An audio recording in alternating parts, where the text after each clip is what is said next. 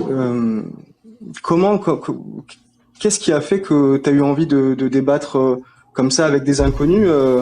Ça peut être, enfin, c'est très chronophage et c'est pas toujours constructif. Donc, je sais que ça te prend beaucoup de temps, j'imagine, sur ta vie personnelle. Est-ce qu'il y a eu un élément déclencheur? Est-ce que ça s'est fait par hasard? Est-ce que tu peux nous en dire un peu plus? Ouais, c'est beaucoup de choses. C'est beaucoup de choses qui peuvent expliquer ça. Je vais pas te donner une explication comme ça. C'est à cause de D'accord, ça, ça a tout changé dans ma vie. Il y a beaucoup de choses quand même. Je dirais que la première chose, je souffre de la même maladie que Albert Camus, et qui lui-même a qualifié ça comme maladie. Il disait que je suis un fou amoureux de la liberté. Comment on peut être un fou amoureux d'une femme? Voilà. C'est une folie quelque part. Bah, c'est exactement ça. J'ai cette folie-là de la liberté. Et c'est aussi la frustration que je ressentais en Algérie.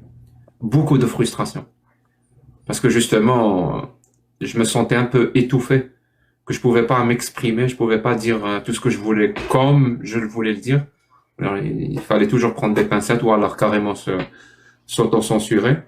Et surtout aussi les répercussions que je voyais de mes propres yeux. Je voyais des répercussions ben de cette idéologie qui est l'islam sunnite dans le quotidien, c'est-à-dire sur le côté social, sur le côté politique. J'ai vu que ça a provoqué, les chiffres disent 250 000 morts, mais bon, dans les années 90. Et j'ai pris beaucoup de temps à réfléchir du pourquoi, du comment. Je voulais comprendre, voilà. Et pour comprendre quelque chose, ben, il n'y a pas mieux que la discussion avec les gens. Et aussi, il y avait le fait que, vu que j'étais pas musulman, et je m'en foutais royalement de l'islam, il y avait beaucoup de gens qui essayaient de me convaincre que l'islam était la vérité. Donc, forcément, le débat, disons, a commencé depuis ce moment-là. Depuis que j'étais jeune, et ils essayaient quand même de me dire que je me trompais et que l'islam est la vérité. Et je leur disais, bah, allez-y. C'est quoi vos arguments? Il y a aussi eu un épisode marquant pour le coup. D'ailleurs, je l'ai raconté, même dans l'interview de Charlie Hebdo. Je sais pas si tu l'as lu ou pas. oui, Ah ben, c'est justement très l'épisode sympa. du documentaire français. Euh, Algérie, l'autopsie d'une tragédie. C'est, c'est un documentaire, je crois, qui est sorti en 2002, un truc du genre, qui racontait à peu près l'histoire de l'Algérie de 87, 88 jusqu'aux années 2000, jusqu'à 99, je crois. Et il passait comme ça. C'était un documentaire. Je crois qu'il existe encore. Vous pouvez le trouver sur YouTube. Pour le coup, il y a une phrase que j'aime bien de Mark Twain qui disait The two most important days in your life are the day you were born and the day you find out why. C'est-à-dire les deux jours les plus importants de ta vie sont le jour de ta naissance et le jour où tu comprends pourquoi. C'est-à-dire pourquoi tu es né. Eh ben moi c'est vraiment c'est quand j'ai vu ce documentaire, il y a une scène qui a tout changé pour moi. C'était il y avait une manifestation, je crois en 90 ou 91, manifestation de femmes pour les droits des femmes. Parce qu'elles voyaient quand même que donc le fils et le Front islamique du salut, était un parti islamiste en Algérie, elles voyaient qu'il commençait non seulement qu'il pouvait peut-être gagner, et en plus, son idéologie, elle commençait à s'imprégner dans la société. Et comme toujours, ben, quand cette idéologie commence à s'installer quelque part, les femmes, c'est toujours les femmes et les droits des femmes Ouais, qui sont en priorité visés. Voilà, c'est le mot que j'ai cherché, qui sont hélas, oui. visés. Donc, il y avait cette manifestation qui se passait, euh, je sais plus, à Audin. Je crois que c'était à Audin. C'est une rue très connue à Alger Centre. Donc, il y avait une manifestation. Et donc là, il y a un islamiste, vraiment un islamiste qui était sur le trottoir. Il y avait même une femme qui disait, moi, une femme avec le voile et tout, hein, s'il vous plaît, donnez-moi un explosif, que j'explose toutes ces femmes-là et que je leur règle leurs problèmes. Et juste après, il y avait un islamiste qui demandait aux femmes, pourquoi vous manifestez?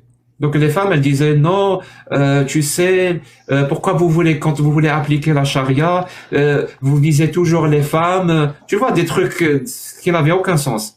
Et le mec, l'islamiste était là en train de leur dire, oui, mais c'est Allah et le prophète qui l'ont dit. Donc les femmes étaient là obligées de se soumettre, parce que si c'est Allah et le prophète qui l'ont dit, ben ferme ta gueule, voilà.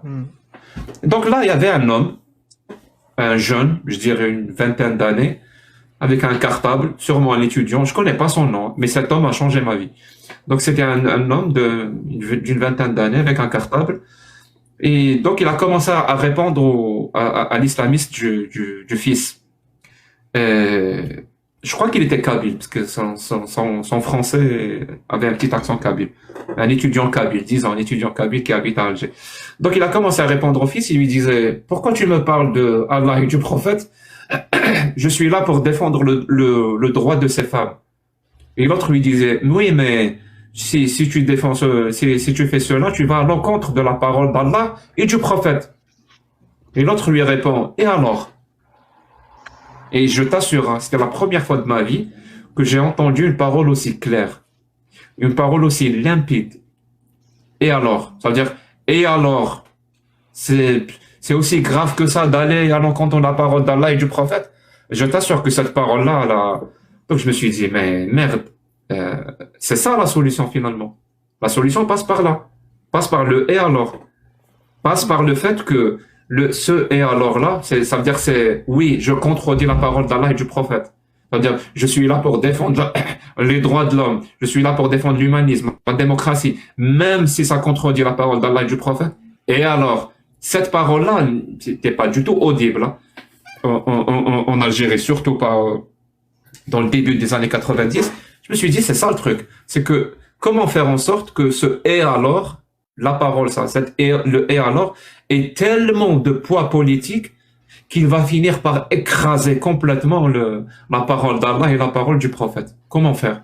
Comment lui donner tellement de poids politique qu'il va complètement écraser, vraiment écraser le Coran, la Sunna, le consensus et toutes ces merdes-là. Donc je me suis dit, voilà, comment on fait? Comment on fait? Et donc j'ai réfléchi, j'ai pris beaucoup de temps à réfléchir.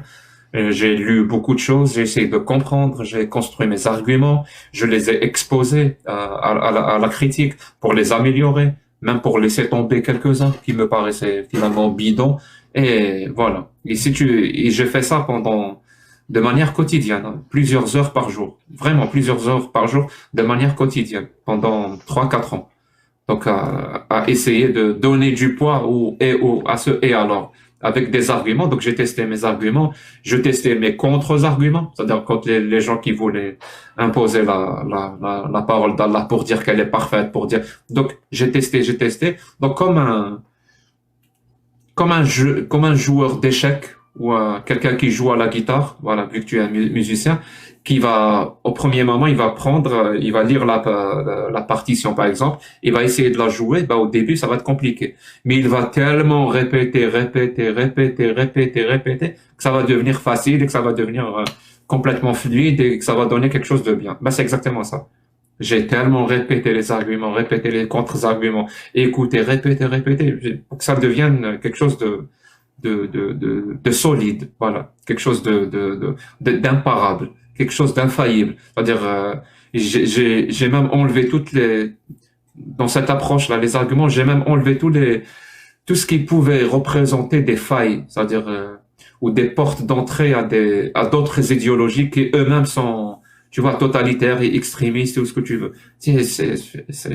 C'était long, vraiment, c'était long à faire, c'était un sacrifice, que ça soit pour moi ou même pour ma femme, parce que je débattais quand même 6 à 8 heures par jour, tous les jours. Ouais. Donc, il y a eu des jours où c'était insupportable quand même pour elle. Et moi, je pouvais pas arrêter parce que justement, j'avais cette maladie-là. Je devais débattre, je devais défendre la liberté, je devais dire ce que je pense, je pouvais pas, tu sais, je suis arrivé même à un moment où c'était vraiment une maladie. Je rentre dans un live, si j'entends une parole et je sais que j'ai l'argument pour la casser, il faut que je place cette parole. Même s'il est minuit, 1 heure du matin, que je suis crevé, je vais le demander à monter et je vais donner le contre-argument pour me sentir bien. Sinon je vais pas dormir. Voilà. J'aurai une insomnie, carrément. J'ai eu des insomnies parce que j'ai pas pu apporter le contre-argument. Je t'assure, hein, voilà.